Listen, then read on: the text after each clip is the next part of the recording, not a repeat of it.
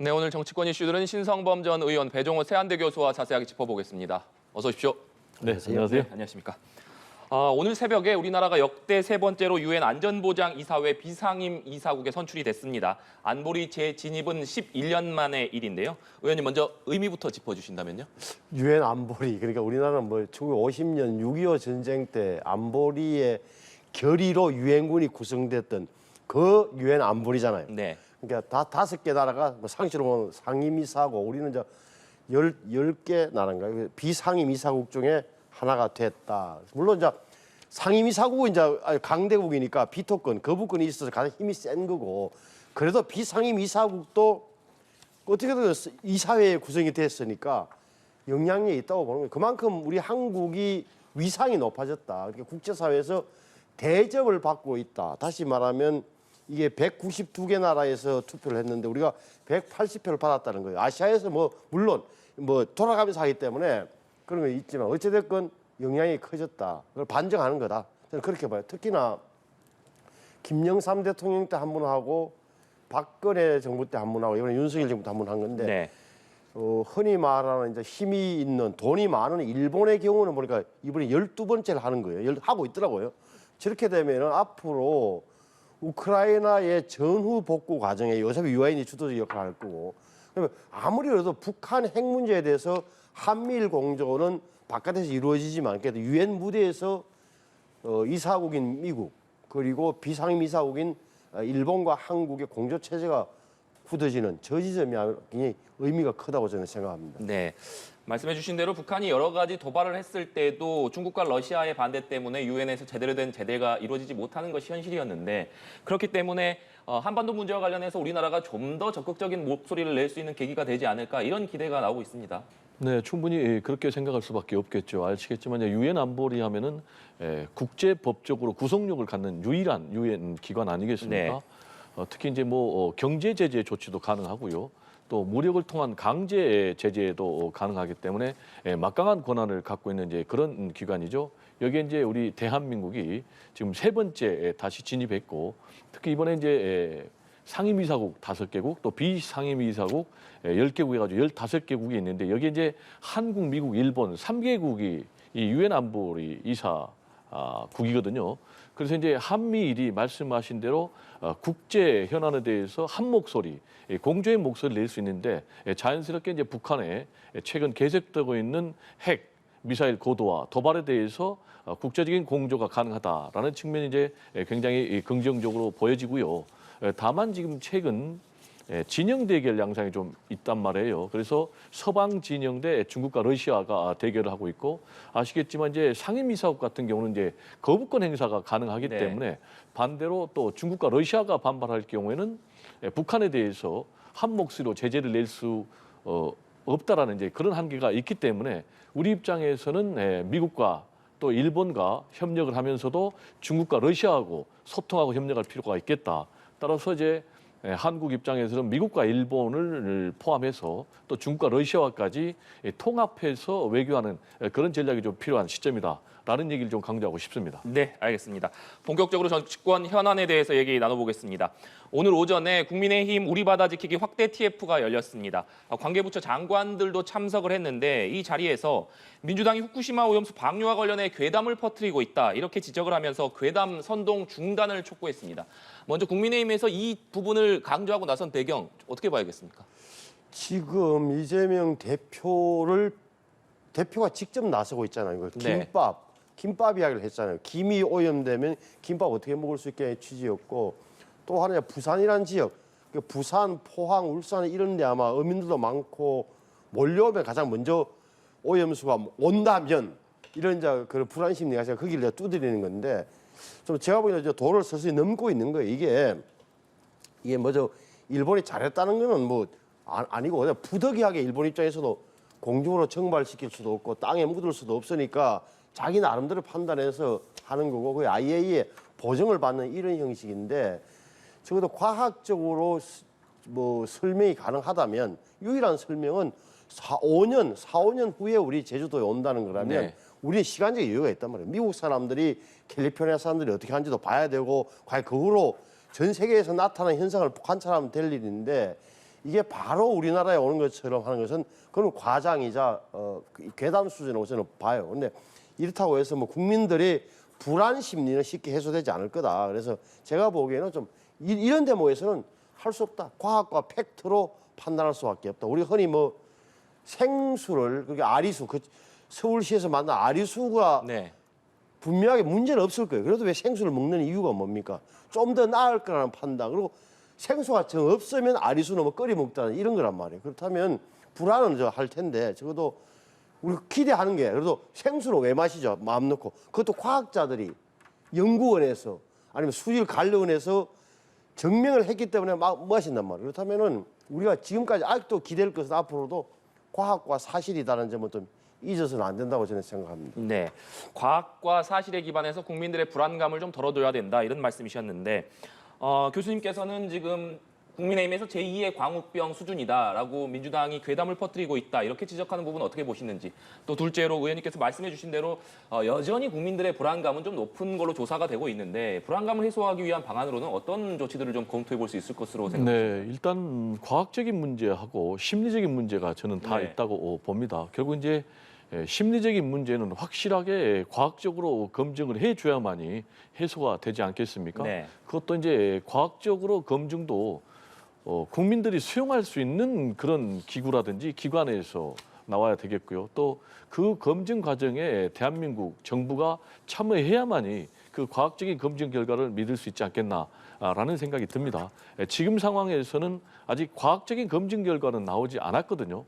그렇다면은 후쿠시마 방사능 오염수 폐기에 대해서 방류에 대해서 우려를 표현하는 것은 당연한 것이다라고 생각이 듭니다. 그래서 이런 우려는 저는 정당하다고 보는데 이런 우려를 정치적인 선동이다, 정치적인 괴담이다라고 하는 것이야말로 오히려 정치적인 선동이 아닌가 이렇게 생각이 됩니다. 따라서 과학적인 검증 결과가 나오기 전에 네. 일방적으로 국민들의 정당한 우려, 뭐 7, 80%가 지금 우려하고 있고 또 현 정부의 정책이 잘못됐다 이렇게 지금 판단하고 있는 것 아니겠습니까? 이런 상황에서 정부는 사실상 후쿠시마 방사성 오염수 방류를 용인하는 그리고 또 집권당은 또 역시 이걸 또 당연시하는 이런 태도는 국민들의 불신을 더 높인다라는 얘기를 좀 드리고 싶고요.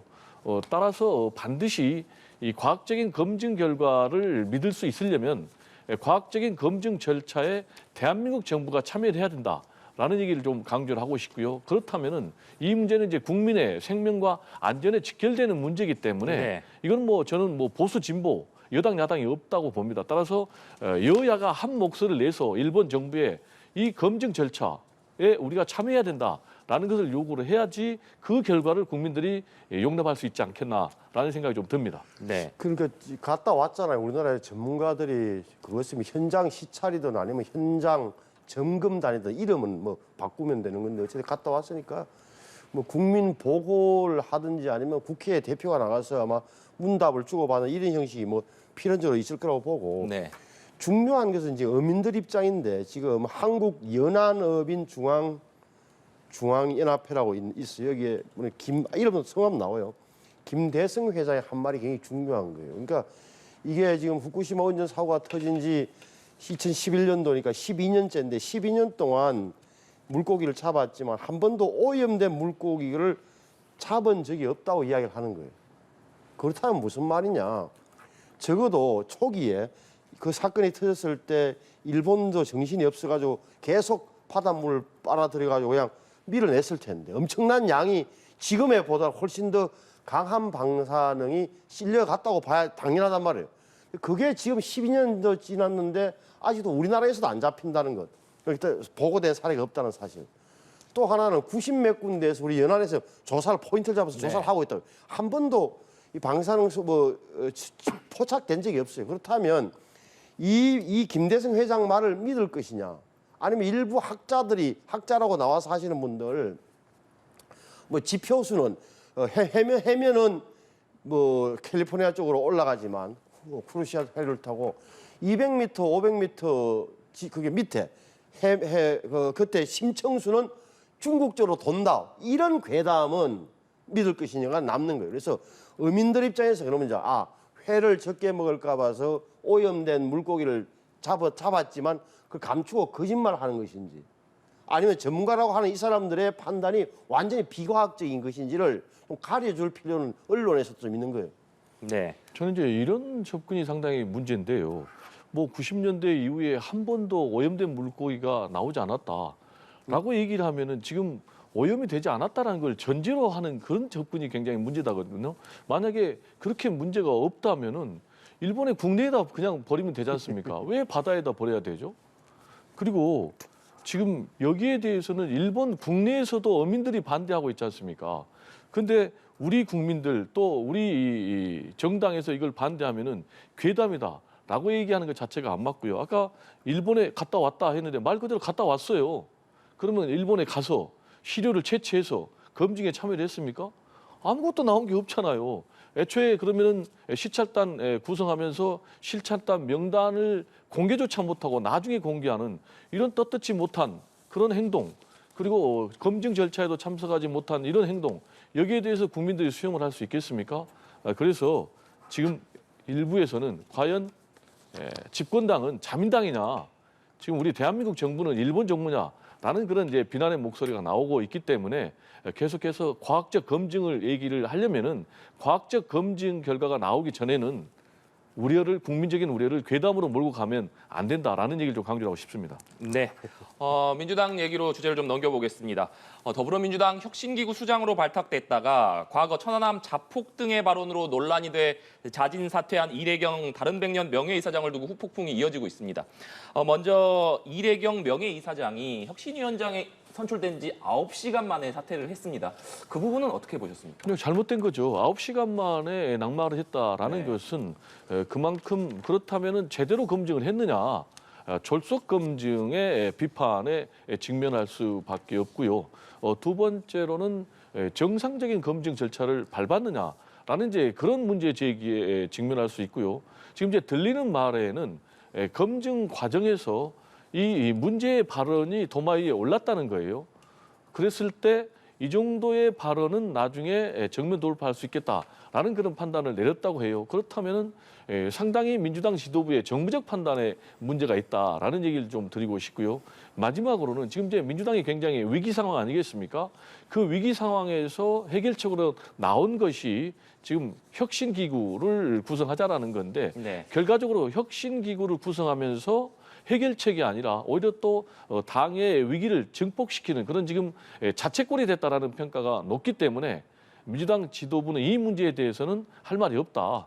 그래서 좀 앞으로 결국은 이제 언제 누구를 통해서 혁신위를 구성을 할지는 모르겠지만 네. 좀 시간이 걸리더라도 철저한 검증 또 당내 의견 수렴 절차를 통해서 이런 일이 반복돼서는 안 된다라는 얘기를 좀 강조하고 싶습니다.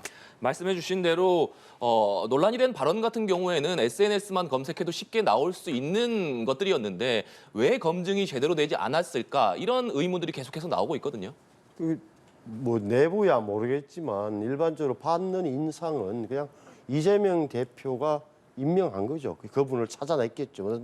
그게 뭐 형식, 제가 보기에는 중간에 뭐 참자가 있든 아니면 이재명 대표가 직접 했건 간에 숨겨놨던 사람이에요. 제가 보기에는 그렇고 뭐 최고위원들도 이야기하는 거 들어보니까 그 전날에야 이름을 들었다. 누군지도 몰랐다라고 해서 뭐 박수치고 통과시킨 거 아니겠어요. 그러면 왜 저런 분을 하필이면 저런 사람을 찾아내느냐 이 말이에요. 그게 이제 좀 뭐 민주당 안에서 말이 많겠죠. 도대체 네. 누가 추천한 거냐. 뭐 제가 보기엔 미궁수로 빠질 겁니다. 제 짐작으로는 이재명 대표가 숨겨놨던 분이다. 그 후에 2019년도에 이재명 경기지사가 그 친형의 정신병원 입원 사실 여부를 놓고 선거법으로 재판받고 있을 때 이재명 경기도지사 지키기 범국민 대책회의라는 거창한 조직을 만들 때 발기인했다고 하고 이런 판단 때문이라는 거고 근데 무엇보다도 생각이 비슷하다고 생각했을 텐데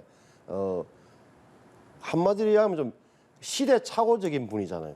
아직도 그 한 십몇 년이 지났는데 아니 십몇 년이 뭐야 지금 그 지난 그 사건 13년이 지난 사건을 아직도 북한에 뭐 소형으로 안 보고 처음에는 뭐 자폭이 배를 우리가 완전히 그 함장과 병사들이 자폭 스스로 폭탄을 실어서 못했다 이런 자침시켰다 이런 논리고 이제 물러가면서는 원인 불명이라고 그러는 사람. 그리고 뭐 이런 분들 이게 음모론에 찌든 저런 분을 혁신위원장을 시켰다는 발상 자체가 좀 저는 납득하기 힘들다.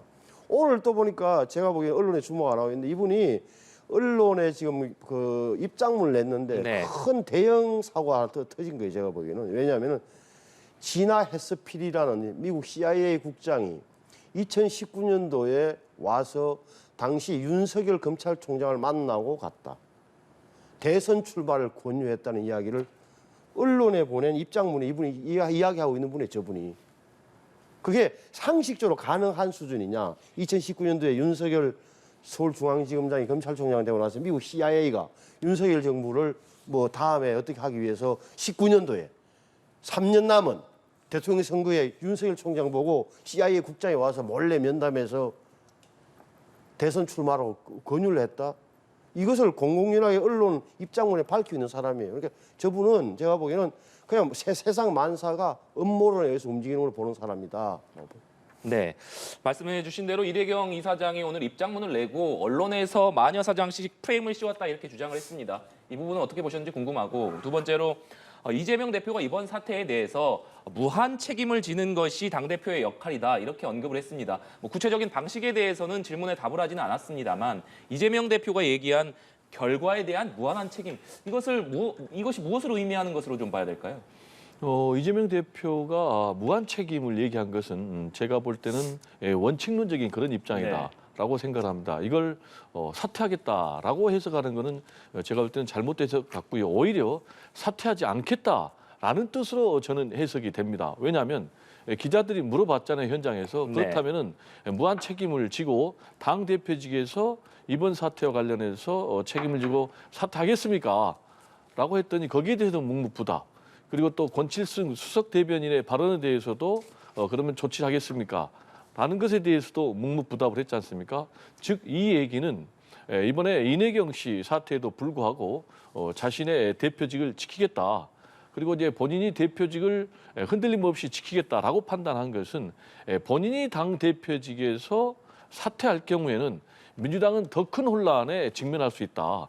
그래서 총선에서 오히려 패배하는 길이다. 이렇게 본인은 판단하고 있는 것 같고요. 네. 또 이렇게 또 이재명 대표가 직을 유지하기로 판단하고 있다고 제가 보는 배경은 확실한 당내 지지 세력이 있다. 지금 보면은 이재명 대표 같은 경우는 당내 뭐 7, 80%가 이재명 대표가 필요하다라고 지금 지지 의사를 밝히고 있거든요. 그리고 또 뚜렷한 이재명 대표의 대안이 없다는 점. 그런 점 때문에 이제 이재명 대표가 무한 책임을 얘기하면서도 물러날 뜻을 밝히지 않고 있는 것이 아닌가 이렇게 생각이 되고요. 다만 이 문제가 굉장히 좀 악재임에는 틀림이 없거든요. 특히 이제 당내 현실적으로 친명 비명 간의 계파 갈등이 네. 있고 비명계에서는 어떻게든지 이제 이재명 대표를 흔들어서 이재명 대표를 내려오게 해가지고 결국 이제 공천권 행사를 하지 못하겠다라는 그런 속셈이 담겨 있는 상황이기 때문에 이 문제가 장기화될 경우에는 이재명 대표 리더십에도 상당 부분 좋지 않은 영향을 미치기 때문에 권칠승 수석 대변인이 유감 표명을 했지 않습니까? 저는 이재명 대표도 이 부분에 대해서는 유감 표명을 함으로 인해서 빨리 정리할 필요가 있지 않나라는 생각이 좀 듭니다. 네. 나무당 이야기는 한데 이 이래명 이 건이 이게 제가 볼 때는 방아쇠가 될 거예요. 트리거가 된다니까. 이게 왜 그러냐면 보세요. 이게 모든 의원들 입장에서는 누가 추천해서 왔는지도 모르는 사람을 임명을 했다가 내정을 했다가 9시간 만에 저되는 과정을 보면서 이재명 대표의 판단력과 이런 문제에 대해서 굉장히 의구심을 표시할 거라는 점. 두 번째, 지금 이재명 대표가 드라이버 거는 게 이런 거잖아요.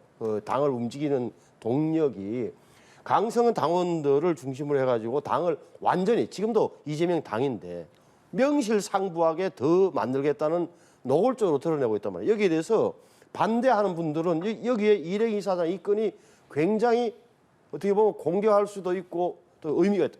또 하나는 이 문제를 처음 제기한 게 누구라고? 홍영표 의원이었어요. 홍영표가 누구죠? 이른바 비명계의 대표 선수로 대표 선거 나왔다가 0.59%포인트 차이로 송영길 후보한테 졌던 거잖아요. 그러면 제가 보기에 짐작컨대는 당내가 지금 부글부글 끓고 있는 거다, 이 문제를. 이재명 대표가 어떻게 처리하는지 보자. 근데 이재명 대표는 제가 봐도 그래요. 절대 물러설 뿐이 아니에요. 저렇게 되면 한번 쨍 소리가 나고 이건 오래 갈 거라고 저는 봐요. 네, 상당히 친명계와 비명계 사이 계파 갈등이 더욱 확산할 수 있는 계기가 될 수 있을 것이다 이런 말씀을 해주셨는데 이 부분 어떻게 보시는지 궁금하고 둘째로 결국에는 이제 이례경 명예이사장이 사퇴를 했기 때문에 후임 혁신위원장이 과연 언제쯤 다시 임명이 될 것이냐 이 부분도 좀 관심인데 어떻게 전망하십니까? 일단 뭐 후임 인선은 상당히 좀 난항이 예상이 됩니다. 당장 뭐 당내 인사로 할 거냐 아니면 당 밖의 인사를 할 거냐라는 것과 관련해서 이번에 이제 당 밖의 인사를 기용을 했는데 결국 이제 9시간 만에 낙마를 했기 때문에 그렇다면은 당 밖의 인사는 좀 검증의 리스크가 있기 때문에 이미 검증된 당내 인사를 하자라는 이제 그런 의견이 나오고 있어요. 그래서 뭐 대표적으로 우상호 의원 또는 뭐 홍익표 의원 또는 뭐 전현희 지금 뭐 권익위원장까지 나오고 있는데 전현희 이제 권익위원장 같은 경우는 본인의 출마 문제가 걸려 있기 때문에 좀 적절치 않다라는 이제 그런 평가가 나오고 있고요. 그다음에 이제 우상호 홍익표 두 의원 같은 경우는 본인들이 지금 고사를 하고 있단 말이에요.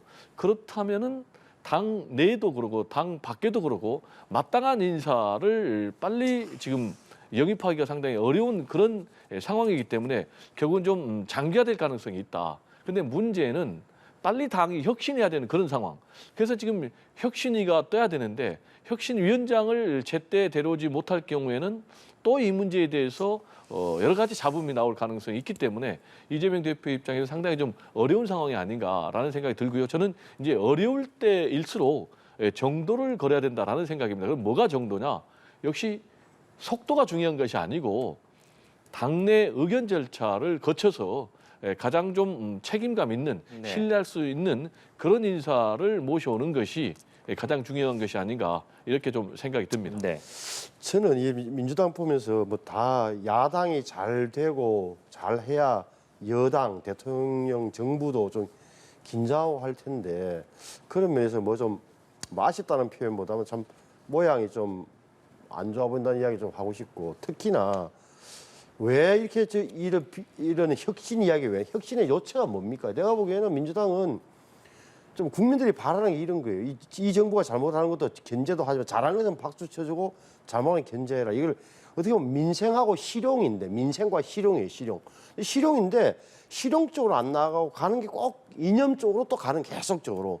이래경 씨가 대표적인 건데 권칠성 수석 대변인이 했던 말 이거 다 한 흐름이란 말이에요. 왜 한 흐름이죠? 천안함 사건을 놓고 그 격침을 놓고 몇 년째 이 일이 벌어졌잖아요.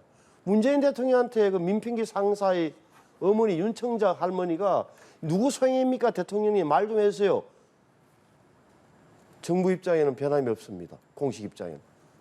그다음에 권칠성 씨 대변인 부하들 다 죽여놓고 무슨 낯짝이냐. 천안함 함장에 대한 이 하나의 흐름이 있단 말이에요. 또 이래경 씨 자폭이라는 이런 표현. 그럼 뭐냐 관찰 잘 내부적으로 좀 해야 돼. 그러니까 제가 보기에는 사실을 직면할 용기가 없는 거예요. 북한이 했다는 것도 인정하기 싫고 뭐 이런 게 그러니까 용기가 없는 행위를 하고 있는 거예요. 그래서 저는 그렇게 말씀드리자면 민주당이 사는 길은 제가 보기에는 민생과 실용 노선이에요. 네, 알겠습니다. 이런 가운데 국민의힘 김기현 더불어민주당 이재명 대표가 1대1 회동 방식을 놓고 신경전을 이어가고 있습니다. 당초에는 1대1 회동을 하기로 합의를 했기 때문에 굉장히 빠른 시일 안에 좀 만날 수 있지 않을 것이냐 이런 관측이 나왔습니다만 지금 벌써 회동 형식을 둘러싼 줄다리기만 열흘 넘게 이어지고 있는 상황이거든요. 이 부분은 어떻게 봐야겠습니까? 좀 상당히 좀 안타깝게 생각을 하고요. 대한민국의 정치 수준이 이 정도밖에 되지 않느냐. 라는 그런 생각, 그리고 이런 생각은 저뿐만이 아니고 우리 국민들도 똑같이 할 것 같습니다. 첫 번째로 집권한 지 1년이 넘었는데도 대통령과 제1야당 대표가 한 번도 만나지 않는 나라. 이런 정치는 비정상적이잖아요. 두 번째, 지금 벌어지고 있는 여당 대표와 제1야당 대표가 만나는데 무슨 조건과 형식이 중요하죠. 그냥 만나면 되지요. 근데 지금 다투고 있는 쟁점을 보면은 만남의 형식, 방식이거든요. 하나는 공개를 요구하고 하나는 비공개를 요구하는데 저는 개인적으로 좀 궁금한 게 정당의 지도자들이 만나는데 왜 비공개가 필요하죠? 그럼 저는 당연히 공개하면 될 것 같아요. 그러면 이제 왜 그러면 토론만 해야 되느냐? 그러면 왜 개별적인 얘기는 못 하느냐? 저는 그러면 공개적으로 토론도 하고 여러 가지 현안에 대해서 얘기를 나누면 될 것 같아요. 그래서 제가 볼 땐 조건 붙이지 말고 김기현 대표가 빨리 이재명 대표를 만나는 게 필요하다라는 얘기를 좀 강조하고 싶습니다. 네. 의원님께서는 양당 대표가 쉽사리 회동에 합의하지 못하고 있는 배경 어떻게 보고 계십니까? 만나면 뭐가 나와야 될 텐데 뭐 기질이나 이런 거 볼 때 이재명 대표는 김기현 대표를 향해서 공격도 하고 뭘 좀 뭐 토론도 하고 싶어 하고 이런 건데 말씀하신 게 맞아요. 그럼 한번 만나면 되는 거죠. 만나게 되면 뭐 저도 이렇게 만나면 좋겠다는 생각을 하면서도 현실적으로 만나게 되면 어떤 결과가 나올까 생각하면 제가 김기현 대표 참모라도 쉽게 한번 만나시죠라고 그 얘기를 못할 것 같은 느낌은 들어요. 잘 모르겠어요, 저는 사실. 만나는 게 어떤지. 제가 좀 이해가 안 가는 게요. TV 토론은 안 한다. 라고 김기현 대표가 했다면은 좀 이해가 돼요. 근데 김기현 대표 주장은 TV 토론을 한다는 거예요. 그런데 비공개를 꼭 얘기를 하는 거예요. 그럼 제가 좀 궁금해요. 그러면 김기현 대표는 이재명 대표를 비공개로 만나서 뭘 꼭 해야 될 얘기가 있나? 좀 그런 굉장히 의문이 들거든요. 근데 이재명 대표는 우리 둘이는 뭐 비공개로 할 얘기가 없다라고 지금 얘기를 하고 있기 때문에 다시 돌아온 얘기인데 그냥 공개적으로 만나십시오. 라는 얘기를 좀 강조하고 싶습니다. 네, 알겠습니다. 선관위 얘기도 좀 해보겠습니다. 국민의힘에서 오늘 선관위를 두 번째로 항의 방문했습니다. 다시 한번 감사원의 감사 수용을 요구하면서 선관위원 전원 사퇴를 요구하고 있는데 국민의힘이 계속해서 이 부분을 강조하고 있는 배경 어떻게 보고 계십니까? 온 국민들이 좀 분노하는 지점이잖아요. 그러니까 다른 모든 외부 기관의 견제는 우리는 정치적 헌법 기관이야. 정치적 중립성을 훼손하니까 안 바꿨다 해놓고는 안에서는 저렇게 비위를 저질렀으니 온 국민이 들끓는 건 당연하고 정치권에서도 손을 봐야 되겠다, 뭐 고쳐야 되겠다는 생각을 안 하겠어요. 그러니까 무조건 제가 보기에는 그게 감사원 감사든 뭐든 피해갈 길이 없어요. 그러니까 제가 뭐 빨리 선관위 자진 납세하고 선관위 뭐 감사원 감사를 받겠다고 하는 게 맞아요. 논리적으로 보더라도 아니 선거 관리를 감사하는 게 아니라 인사 문제에 관한 걸 잘못이 있었으니 감사원이 직무 감사하겠다는데 그거 안 되겠다고 하는 것은 논리적으로 안 맞는 것 같은데 저는 그래서 뭐 감사원이 선관위가 빨리 판단하는 게 맞다고 봐요. 네. 그렇다면 지금까지는 선관위에서는 공식적으로 감사원의 직무감찰은 수용할 수 없다는 것이 공식 입장입니다만 9일 날 선관위 회의가 예고돼 있다고 하니까 이 자리에서 좀 입장이 바뀔 가능성도 있다고 보십니까? 모르겠어요. 그거는 뭐 지금 아마 선관위원 9명이 대부분 아마 문재인 대통령 때 임명된 분들이라서 거의 대다수 어떻게 나올지는 모르겠는데 이거는 뭐 조직에 존폐가 걸린 문제이기 때문에 판단을 좀 잘했으면 좋겠어요. 네. 교수님께서는 어떻게 보십니까? 일단 선관위는 헌법상 독립적인 기관이면 틀림이 없어요. 그래서 감사원이 감사를 할 수 있느냐라는 부분에 대해서는 논란이 많은데 일단 뭐 헌법학자들은 적절하지 않다라는 의견이 더 많아요. 그렇지만은 지금 이제 감사원이 저지른 비리가 워낙 크고 만연해 있기 때문에 그런 뭐 원칙론적인 논리를 국민들이 수용할 것인가라는 부분에 대해서는 저도 상당히 회의적입니다. 그리고 또 무엇보다도 감사원장이 선거관리위원장이 지금 사퇴를 거부하고 있지 않습니까? 네. 이 부분에 대해서 지금 국민들이 70% 이상이 잘못됐다라고 요구를 하고 있지 않습니까? 그래서 저는 선거관리위원장이 즉각 좀 사퇴 입장을 밝히고 선관위원 뭐 전원 사퇴도 저는 필요하다고 생각합니다. 왜냐하면 근본적인 대혁신이 없이는 지금 선거관리위원회 고질화된 이 만연된 이 비리 문제 또 구조적인 문제를 고칠 수 없다라는 이제 그런 생각이 들고요. 이 부분은 이제 결과적으로 검찰이라든지 뭐 경찰의 수사도 불가피하다고 봅니다. 따라서 이번 기회에 뭐 당연한 얘기지만 선거관리위원회의 고질적인 문제를 뿌리를 뽑는 발본색원의 계기로 삼아야 된다라는 얘기를 좀 드리고 싶습니다. 네. 마지막으로 돈봉투 의혹에 휘말려 있는 송영길 전 민주당 대표가 오늘 오전 두 번째로 검찰에 자진 출석을 했습니다. 하지만 검찰의 거부로 조사가 이루어지지 않았고 송 전 대표는 1인 시위를 하기도 했는데 의원 먼저 송 전 대표가 두 번째로 검찰에 자진해서 출석했고 또 조사가 거부당하고 1인 시위를 하는 모습 어떻게 보셨습니까? 뭐 정치 쇼를 하는 거죠. 검찰청 앞에서 정치 쇼 하는 거. 결국은 뭐 나중에 제가 잡혀 들어가면 검찰이 다 기획 수사한 것 때문에 잡혀 들어가는 겁니다. 제가 두 번이나 나와서 조사받으려고 했는데도 돌려보내놓고 말이죠. 이렇게 나올 거다. 네, 교수님께서 어떻게? 일단 뭐 송영길 전 대표 입장에서는 검찰의 플랜대로 끌려가지는 않겠다라고 생각을 하는 것 같아요. 그리고 두 번째로는 본인이 뭐 검찰에 의해서 소환돼서 조사를 받는다 해도 또 만약에 검찰이 구속영장을 청구를 한다 해도 기각당할 가능성이 상당히 높다라는 이제 그런 계산이 있는 것 같고요. 일단 검찰도 제가 볼 때는 지금 송영길 전 대표가 두 번째 수사를 촉구하면서 스스로 지금 두 번째나 지금 검찰에 출두했지 않습니까? 네.